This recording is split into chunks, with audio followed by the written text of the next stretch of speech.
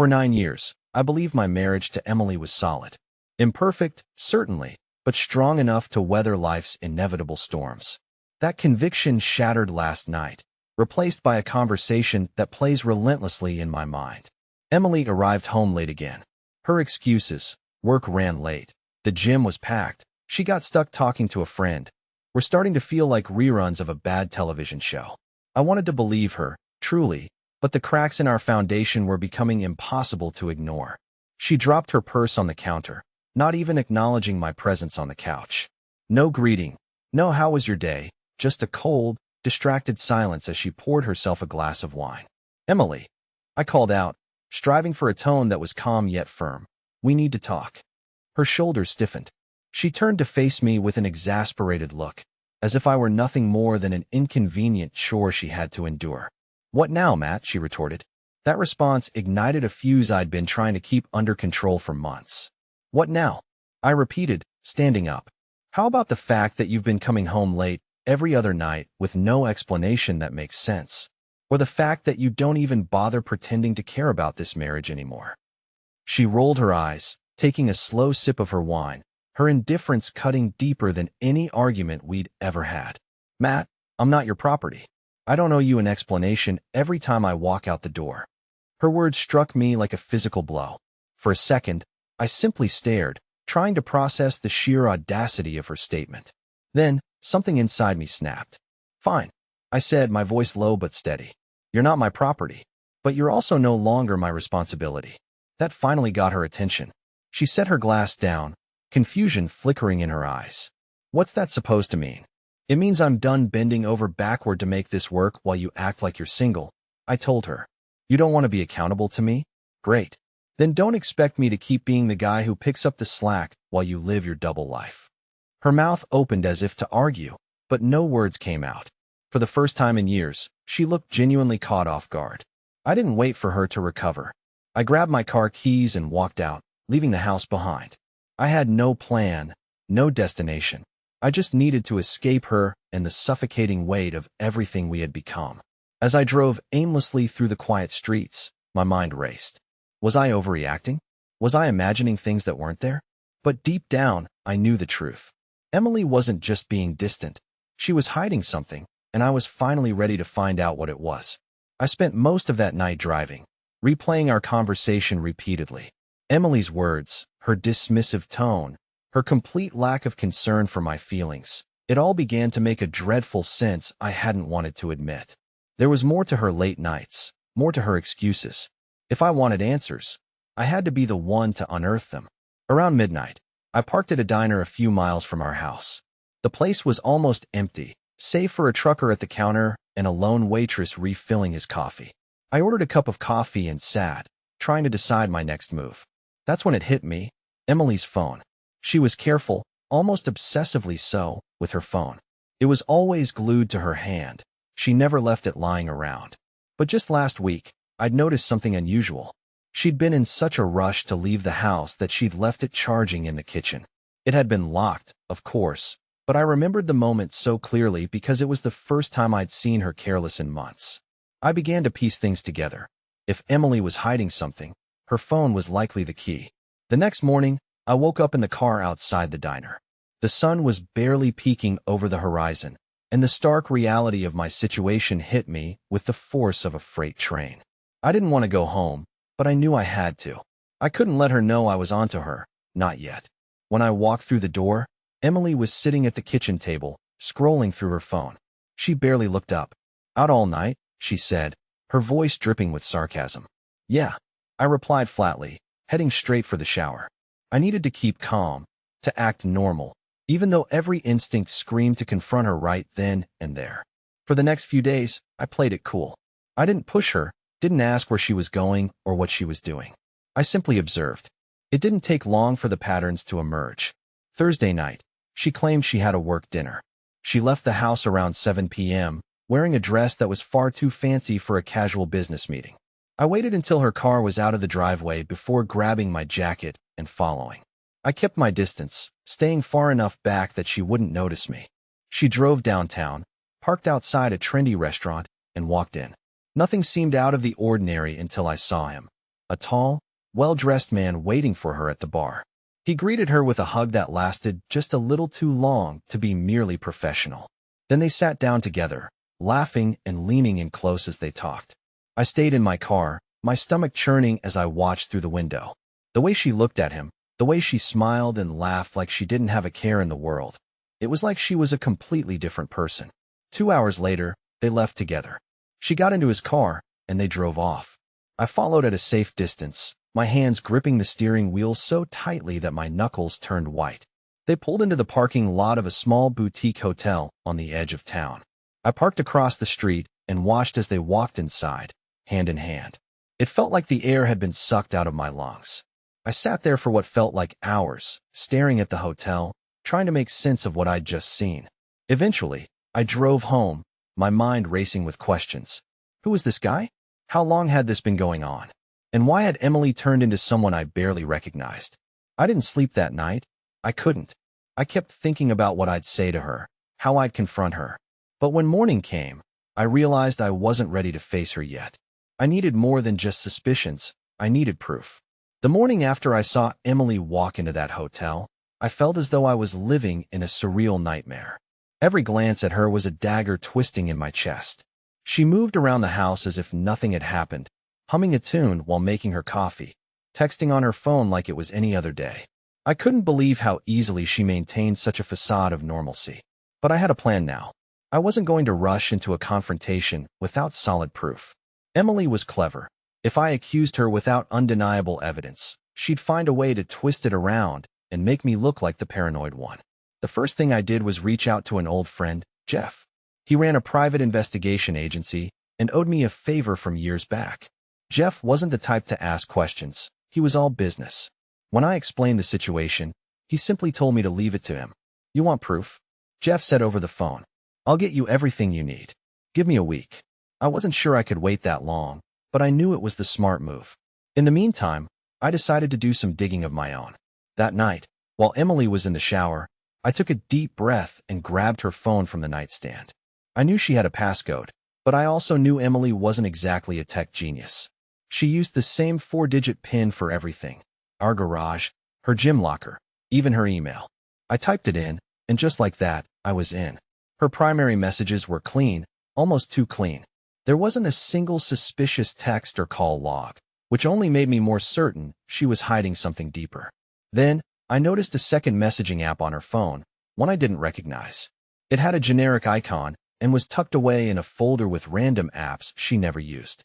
I opened it, and there it was, a flood of messages between her and a contact saved simply as work. Except these messages had nothing to do with work. Last night was amazing. Can't stop thinking about you. Me too. I wish I could see you every day. Soon, babe.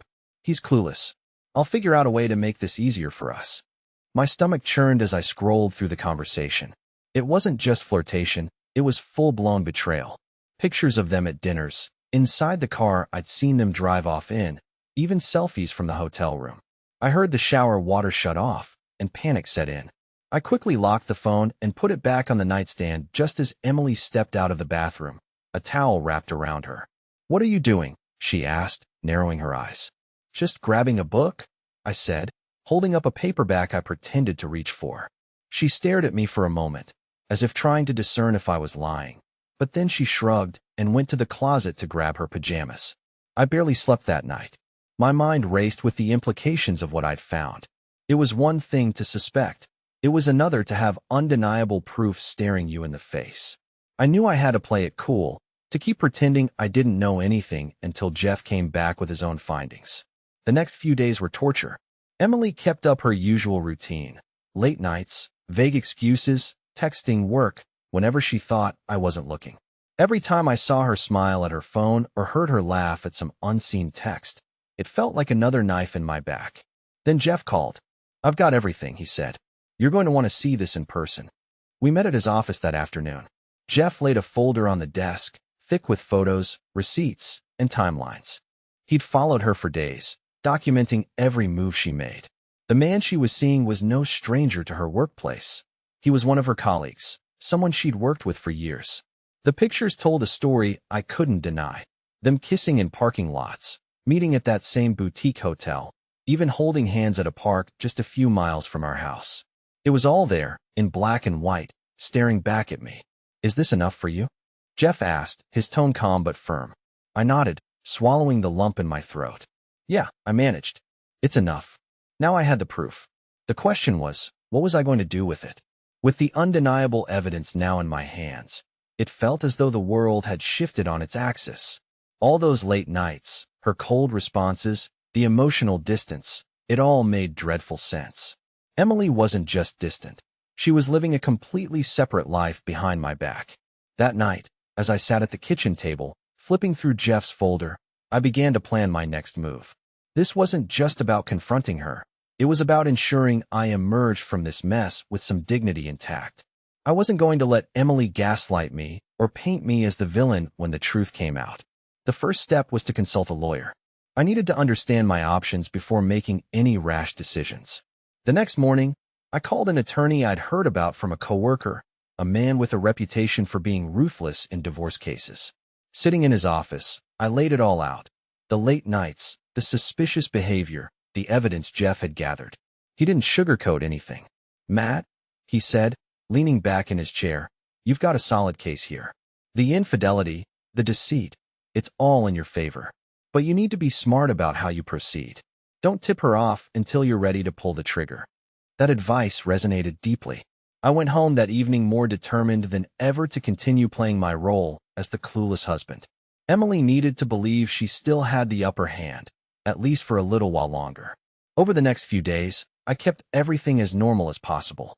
I cooked dinner, asked about her day, and even watched a movie with her on the couch as if nothing were wrong. It was the hardest act I'd ever had to put on, but I knew it was necessary. Meanwhile, I started quietly making preparations. I opened a separate bank account and began moving small amounts of money into it, just enough that Emily wouldn't notice. I changed the passwords on my email and phone, ensuring she couldn't access anything she didn't need to see. Most importantly, I kept Jeff's folder hidden in a place she'd never think to look, the toolbox in the garage. Then came the night that changed everything. It was a Friday, and Emily was going out with friends again.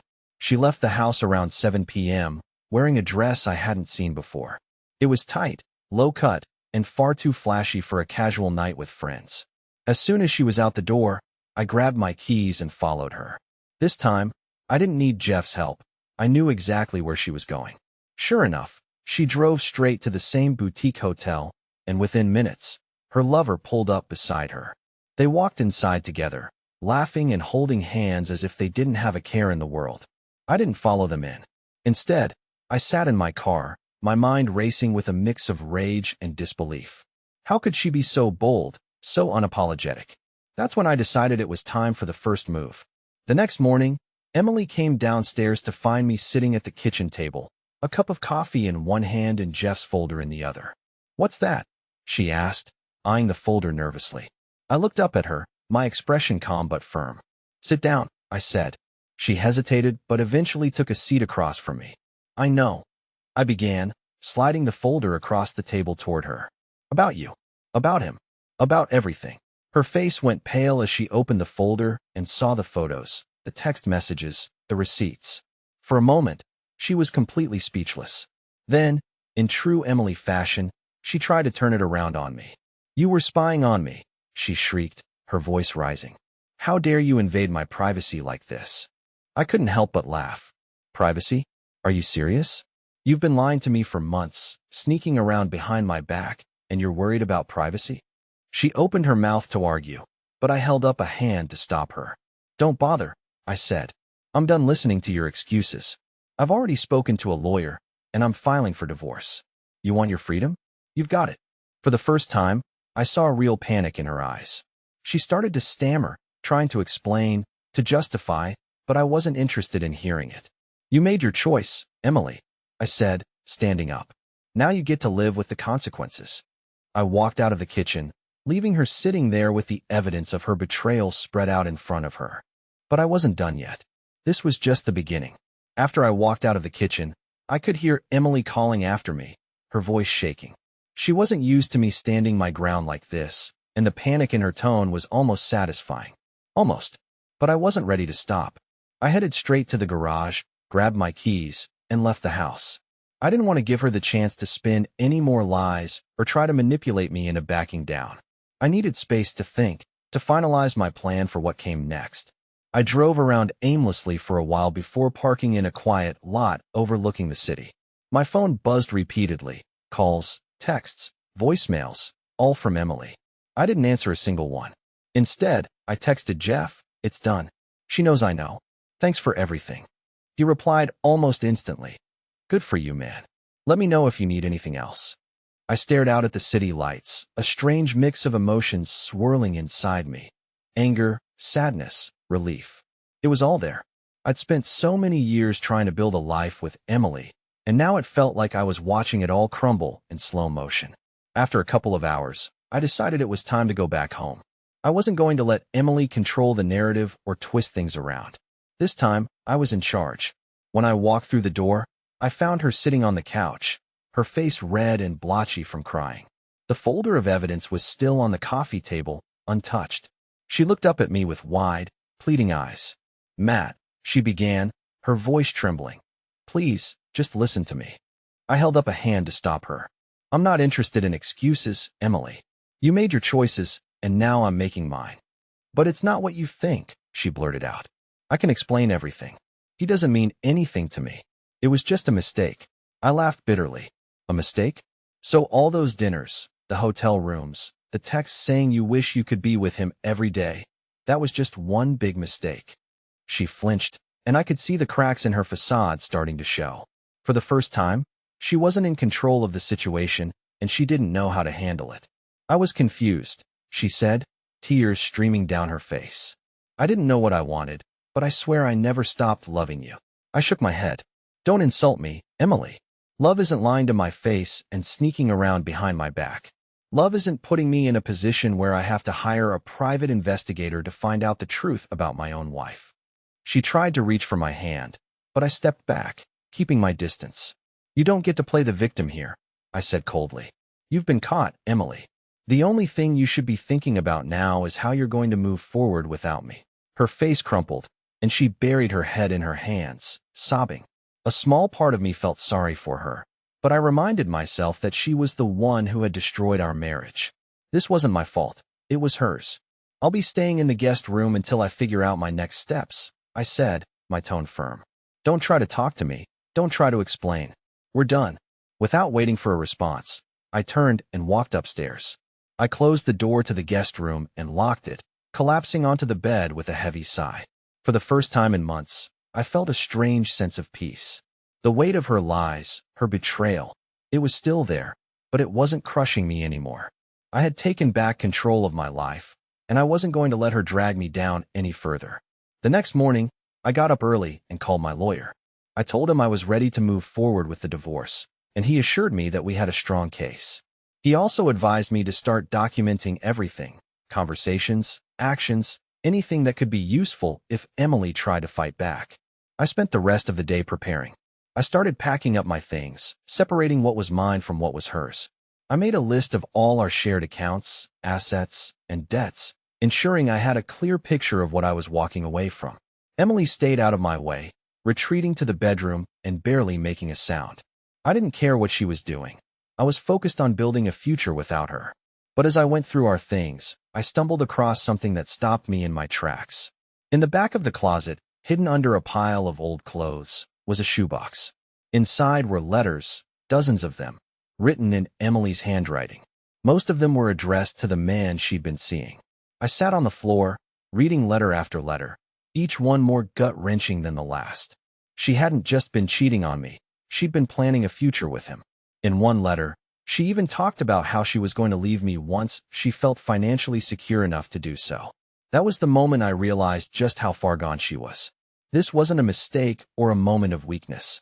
Emily had been lying to me for years, building a life with someone else while pretending to be my wife. And now, it was time to end it for good. The shoebox felt heavier in my hands than its contents suggested. Each letter inside was a dagger to the life I thought I had with Emily. She wasn't just cheating. She was plotting, planning a future without me, using me as her safety net until she was ready to make her move. One letter, dated just a few weeks ago, stood out. It detailed how she intended to ease me into the idea of separation, citing how I'd probably be too weak to handle it all at once. She called me predictable, naive. Her words stung more than any physical evidence I'd seen before. I packed the box back up and placed it with the folder of evidence Jeff had given me. This was all I needed. If there had been a shred of doubt left in me, it was gone now. That evening, Emily came downstairs cautiously. Her eyes were puffy from crying, but the guarded look in them told me she hadn't given up her manipulative ways. "We need to talk," she said softly. I leaned back in the chair, crossing my arms. "Talk about what, Emily? How you've been lying to me for years. Or maybe how you plan to leave me while stringing me along like some idiot." She flinched but didn't deny it. Instead, she tried a new tactic. "Matt, I'm sorry. I made mistakes, but we can fix this. We've been together for so long. Doesn't that count for anything?" Her attempt at damage control might have worked in the past, but not now. I was done being her fool. "Fix this," I repeated, my voice rising. "You don't even regret what you did, Emily. You regret getting caught." She opened her mouth to protest, but I didn't let her. "Save it," I snapped. "I've seen the letters. I know everything." Her face turned pale, and for a moment, she looked like she might faint. She knew the shoebox was the final nail in the coffin. "Matt, please," she whispered. "We can talk about this." "No," I interrupted. "We're done. I've already contacted my lawyer. You wanted your freedom. Congratulations, you're getting it." Emily didn't say another word. She just stood there, frozen, as I walked past her and out the door. I wasn't sticking around to watch her fall apart. I'd wasted enough time on her lies. After leaving the house, I drove to Jeff's office to drop off the letters and the rest of the evidence.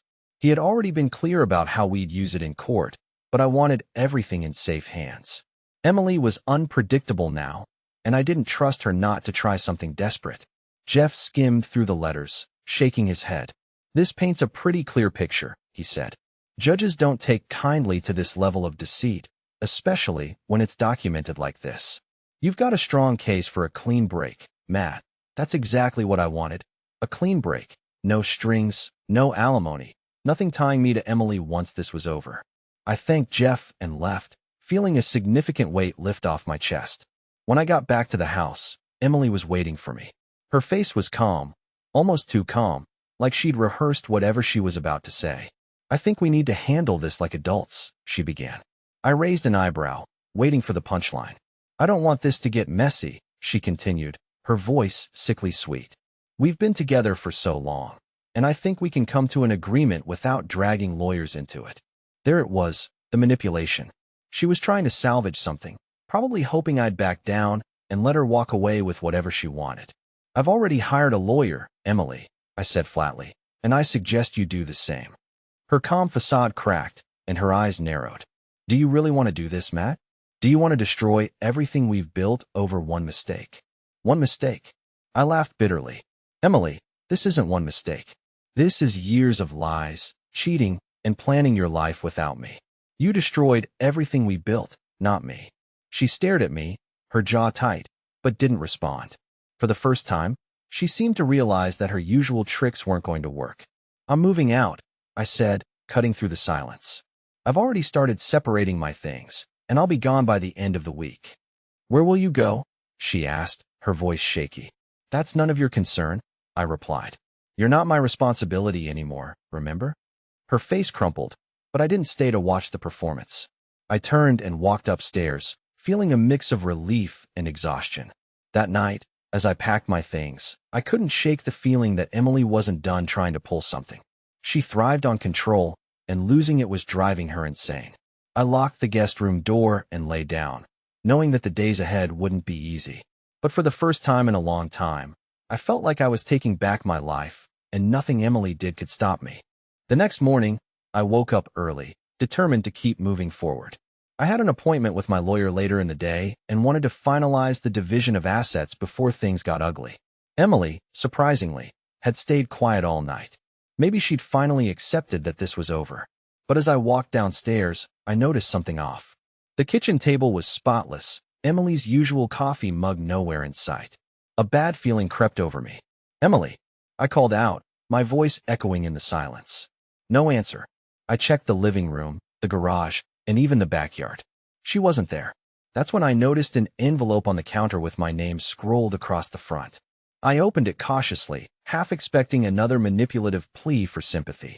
Instead, it was a single sheet of paper with a message that made my blood run cold. If you think you're going to ruin me, think again. You're not the only one who can play dirty. Good luck explaining what I know about you. I read it again, trying to process what she meant. What could she possibly know about me? My life wasn't exactly full of skeletons, and I'd always been straightforward in our marriage.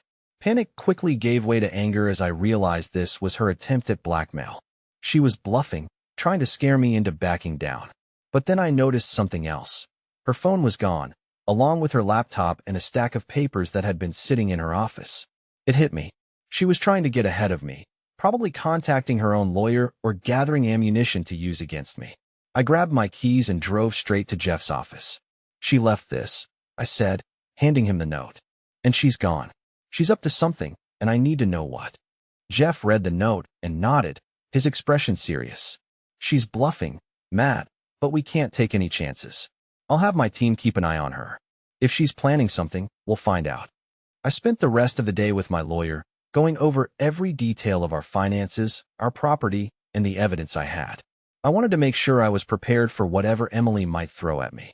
That evening, Jeff called. Matt, you're not going to believe this, he said. Emily's been busy. She emptied one of your joint accounts today, $5,000 gone. She also rented a storage unit in her name a couple of weeks ago. My guys are looking into it. The rage I felt was unlike anything I'd experienced before. Emily wasn't just trying to hurt me emotionally. She was trying to sabotage me financially too. I went home, fuming, and started digging through every corner of the house. I needed to know what else she might be hiding. That's when I found it. A second phone tucked away in a drawer in her office. The messages on it confirmed my worst fears. Emily had been planning this for months, coordinating with her lover to drain our accounts and secure herself financially before leaving me. But one message stood out.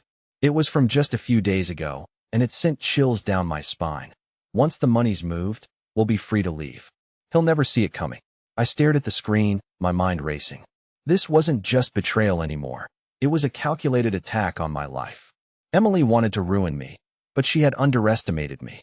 Emily's plan to destroy me might have been calculated, but she had no idea who she was dealing with. That message on her second phone lit a fire in me, and I knew it was time to take decisive action. I called Jeff immediately and explained what I'd found. Matt, she's trying to clean you out before making her exit, he said. But we can stop her. Let's freeze those accounts before she gets her hands on anything else.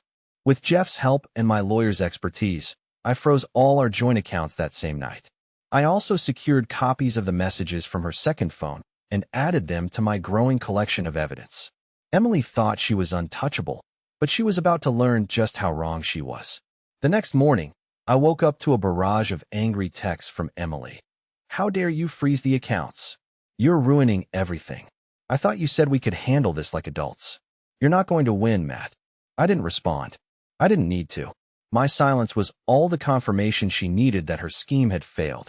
Later that day, Jeff called with more updates. His team had tracked Emily to her lover's apartment, where she'd been holed up since leaving the house. They'd also discovered something else. The storage unit she'd rented was full of items she'd secretly taken from our home, things she planned to sell or keep for herself after the divorce. She's boxed herself into a corner, Jeff said. You've got her right where you want her.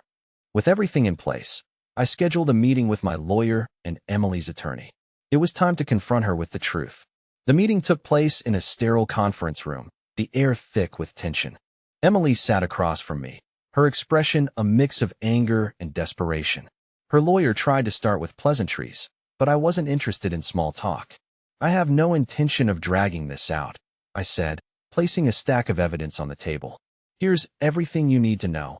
Emily's infidelity, her attempts to drain our accounts, her storage unit full of stolen items, and her communications with her lover about their plans to ruin me.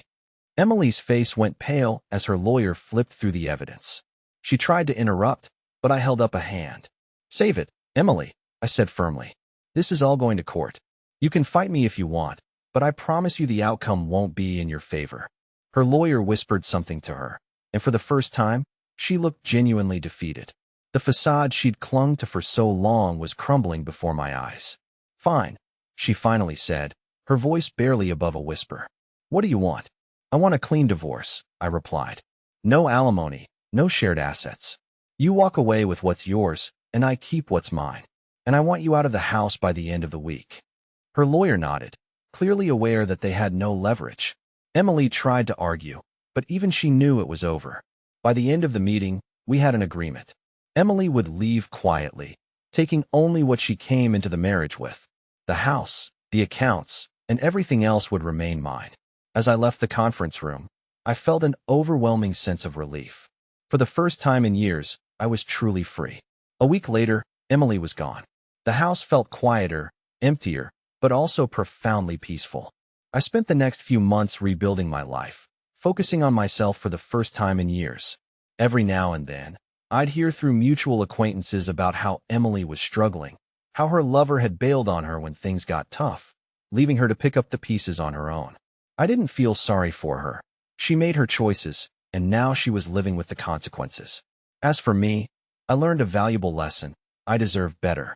I deserve honesty, loyalty, and respect, things Emily was never capable of giving. And now, I'm finally ready to move forward, leaving the past and Emily behind.